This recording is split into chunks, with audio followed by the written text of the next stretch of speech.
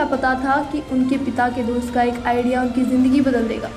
भारत अभी अभी आज़ाद हुआ था और देश में नए किस्म के व्यापार की डिमांड बढ़ रही थी। रोजेस के व्यापारी दिमाग ने इस बीच एक बिजनेस आइडिया खोज निकाला था।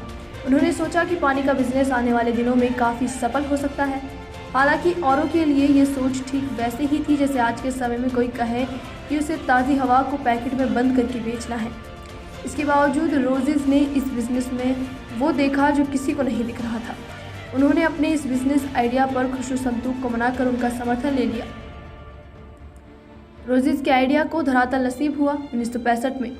यही वो साल था जब खुशरू संतूक ने मुंबई के ठाणे इलाके में पहला बिस्लरी वाटर प्लांट स्थापित किया। हालांकि खुशरू को उनके इस फैसले के लिए लोगों ने पागल घोषित कर दिया था। आम लोगों के नज़रिए से देखा जाए तो उन दिनों भारत जैसे देश में पानी बेचने का आइडिया किसी पागलपन से कम नहीं था।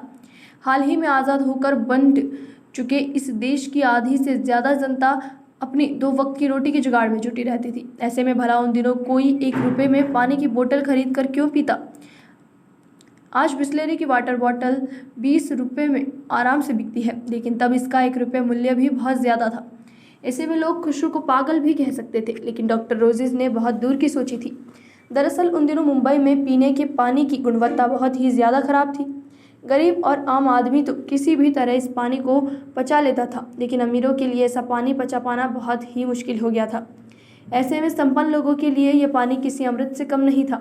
यही वजह थी कि बिस्लरी के मालिक doctor roses Bisleri water business की सफलता को लेकर पूरी तरह निश्चिंत थे। बिस्लरी वाटर और बिस्लरी सोडा के साथ बिस्लरी कंपनी ने इंडियन मार्केट में कदम रखा।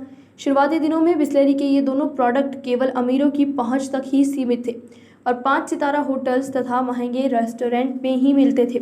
कंपनी भी जानती थी कि अपने प्रोडक्ट्स को सीमित दायरे में रखकर सफलता नहीं पा सकेगी, इसलिए कंपनी ने धीरे धीरे अपने प्रोडक्ट्स के आम लोगों तक पहुंचाना शुरू किया। आम लोगों की पहुंच तक आने के बाद भी ज़्यादातर लोग इस कंपनी का सोडा खरीदना ही पसंद करते थे।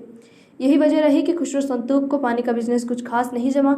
अब वो इस ब्रांड को बेचने के मन में बनाने लगे हैं।